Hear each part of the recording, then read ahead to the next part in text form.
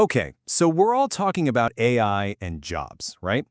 But what if the thing we're all so worried about isn't actually the real threat? Let's take a step back and look at this whole conversation from a totally different angle. The real danger to your career? Well, it might not be what you think at all. I mean, you've seen these, right? They're everywhere. AI is the big, scary job killer that's going to make whole careers just disappear. And that fear, it's totally understandable. It really does feel like we're on the edge of some massive change. But what if that story, the one we hear over and over, is missing the point? What if focusing so hard on the AI itself is actually blinding us to a much bigger, much more immediate problem? So let's just reframe this whole debate for a second. Instead of asking, will AI replace me? What if we asked a better question? Like, what kind of systems are we actually building with this technology? And do those systems even let people thrive in the first place? Because that's it. That's where the real story is.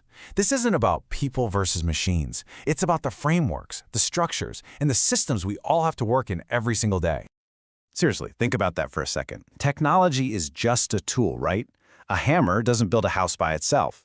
It's the system, the corporate rules, the management philosophy, the whole workflow that decides how a tool gets used. And that's where the real danger is hiding.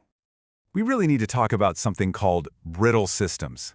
These are these super rigid frameworks, totally obsessed with squeezing out every last drop of efficiency.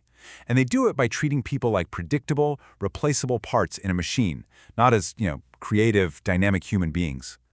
And the damage these brittle systems cause, it's huge. They don't just create soul-crushing jobs, they actually make our whole economy more fragile. By chasing these short-term efficiency numbers, they just crush the very things we need for long-term success. Things like creativity, adaptability, and all that untapped human potential. So you might be wondering, where did these things even come from? Why are so many companies stuck thinking this way?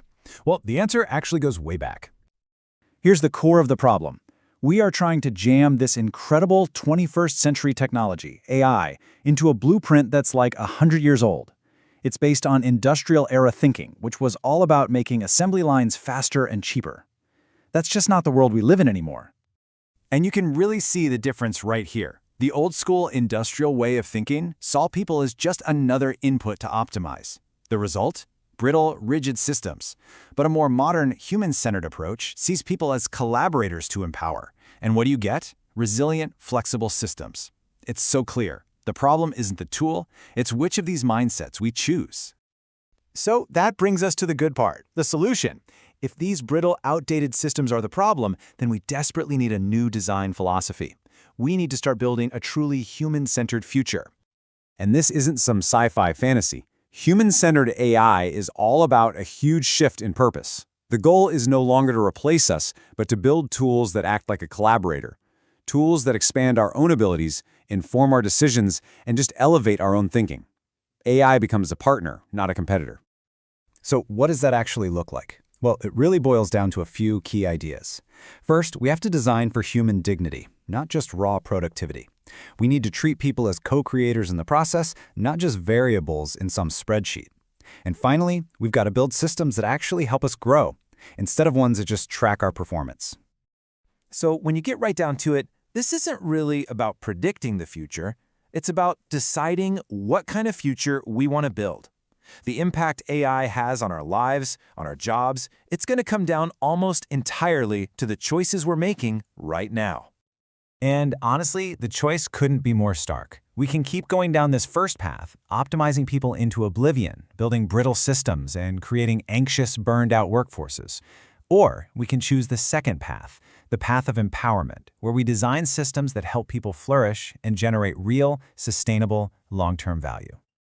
This quote just nails it. AI isn't the bad guy here, it's a mirror. It simply reflects and amplifies the priorities we build into the systems around it.